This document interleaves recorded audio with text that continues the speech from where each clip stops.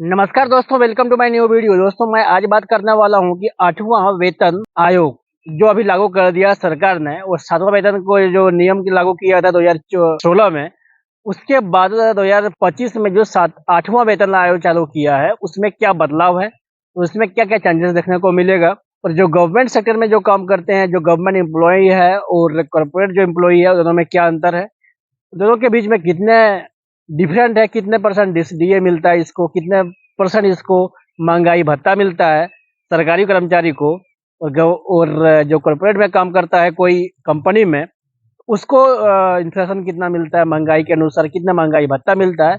दोस्तों, मैं उसी में बात करने वाला हूं कि 8वां वेतन जो चालू हुआ उसमें क्या क्या बदलाव देखने को मिला है। तो दोस्तों, मैं बताते चलूं कि जब 7वां वेतन आयोग हुआ था तो तभी सरकार का 1 लाख करोड़ खर्चा हुआ, लेकिन अभी 8वां वेतन आयोग जब पास किया है तो इसमें सरकार का कितनी खर्चा होने वाला है, ये भी आप लोगों से बात करूंगा। तो दोस्तों, 8वां वेतन आयोग में 8वां वेतन जो लागू किया है, इसमें देखने वाली यह है कि फिटमेंट सेक्टर जो होता है, तो दोस्तों अभी जो फिटमेंट फैक्टर है वो 2% तक की बढ़ोतरी किया था। यानी किसी की अगर बेसिक सैलरी 10,000 रुपया है तो फिटमेंट फैक्टर उसमें ऐड करने के बाद उसका सैलरी हो जाएगा 20,000 रुपये, यानी दोगुनी हो जाएगी। तो दोस्तों, मैं आप लोगों से बता दूं कि फिटमेंट फैक्टर क्या होता है। फिटमेंट फैक्टर वो होता है, उसके अनुसार आपकी जो 7वां वेतन 8वां वेतन जो पास किया उसके अनुसार आपका सैलरी में ऐड होगा जो वेतन जो बढ़ने वाला। जैसे कि किसी की बेसिक सैलरी अगर 10,000 रुपये है तो उसकी फिटमेंट 2 है, तो अब फिटमेंट किसको कौन तय करता है, वो सरकार तय करती है। अगर आपका फिटमेंट 2 है तो आपका सैलरी हो जाएगा 20,000 रुपये। पिछले बार जो 7वां वेतन आयोग जो लागू किया था उसमें फिटमेंट फैक्टर 2.5% था, लेकिन अब की बार देखने वाला है कि फिटमेंट फैक्टर जो होता है, लोग तो कहते हैं कि 3.68 फिटमेंट फैक्टर होनी चाहिए, लेकिन सरकार क्या करती है, सरकार से क्या उम्मीद है, लोग तो ये उम्मीद जता रहे हैं, ये एक्सपेक्ट कर रहे हैं सरकार से तो फिटमेंट फैक्टर 3.68 होनी चाहिए। लेकिन अब सरकार की मर्जी है इसमें कितनी बढ़ोतरी करती है। और दोस्तों, अभी 7वां वेतन आयोग जब चालू किया था सरकार ने, तो सरकार को बहुत फिटमेंट फैक्टर के अनुसार उसकी सैलरी में बढ़ोतरी हुई थी।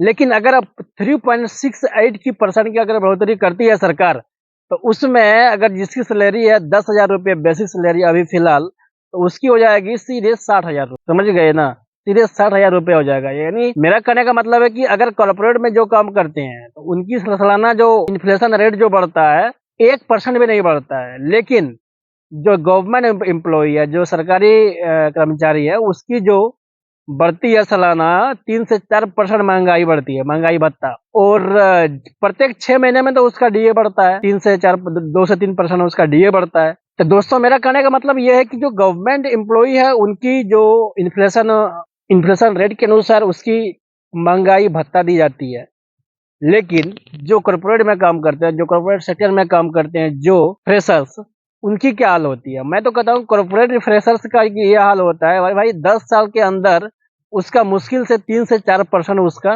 बढ़ोतरी की जाती है उसका सैलरी में। लेकिन गवर्नमेंट जो एम्प्लॉई है उसका सैलरी में मैं तो बोलूंगा 100% की बढ़ोतरी होगा, 100% की। एक डेटा के अनुसार देखने में आया कि जब पिछले 10 साल से जिसका सैलरी था 10,000 रुपये, तो उसके 10 साल के बाद देखने को मिला है कि सीधा उसका 20,000 हो गया 20,000। जबकि एक चपरासी का जो न्यूनतम सैलरी होती है 5,000, 8,000 रुपये, 10,000 रुपये, तो उसका भी डीए होता है, उसका भी इन्फ्लेशन रेट होता है, उसका भी जो महंगाई भत्ता जो ऐड करता है 3 से 4% सालाना, उसका भी ऐड होता है। जबकि कॉर्पोरेट में सेक्टर में ऐसा नहीं होता है, उसको इन्फ्लेशन महंगाई के भत्ता नहीं दी जाती। भारत में इन्फ्लेशन रेट है 3 से 4%, फार्मास्यूटिकल में है 10 से 12%, लेकिन कॉर्पोरेट सेक्टर में आपका कोई इंक्रीज नहीं मिलेगा, कोई डीए हुए कुछ नहीं मिलेगा भैया। जबकि गवर्नमेंट एम्प्लॉई को आपको वेतन भी मिलेगा, प्लस आपको डीए, और डीए के अनुसार पीएफ वगैरह क्या क्या करता है, सब कुछ ऐड करके आपको सैलरी मिलती रहेगा। तो गवर्नमेंट एम्प्लॉई में ये फायदा है। तो अभी सभी लोग जितने भी कर्मचारी हैं, गवर्नमेंट कर्मचारी, सभी उम्मीद कर रहे हैं सरकार से 2.68 अगर इन्फेंट फैक्टर अगर लगा दे तो हमारी सैलरी में बढ़ोतरी की जाएगी। ये उम्मीद है सरकार से, और इतना उम्मीद तो होगा क्योंकि जब 7वां वेतन आयोग चालू किया था तो उसमें सैलरी का उसका 2.5% बढ़ोतरी हुआ था इन्फेंट फैक्टर, लेकिन इन्फेंट फैक्टर इसमें 2.68 का उम्मीद लगाया जा रहा है। इससे तो कम नहीं होगा, जहां तक अधिक होने की चांस है।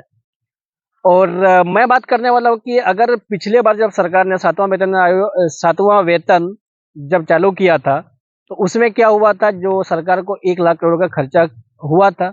लेकिन अब के 2025 में जब 8वां वेतन लागू किया, सरकार को इसमें 2.8 करोड़ 2.8 लाख करोड़ रुपए की खर्च आएगी।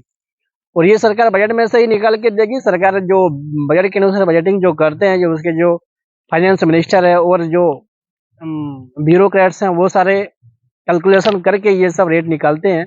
और मैं ये डेटा जो शेयर कर रहा हूँ, मैं गूगल के बेस में शेयर कर रहा हूँ दोस्तों।